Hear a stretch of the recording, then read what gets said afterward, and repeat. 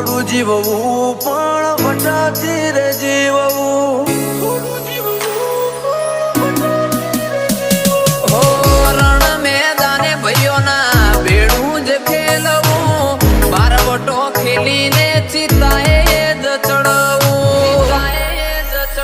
હો આબરૂની વાતે પાછું પગલું ના ભર્યું, એટલે તો યાનો ચોપડે ચડ્યો. હો આબરૂની વાતે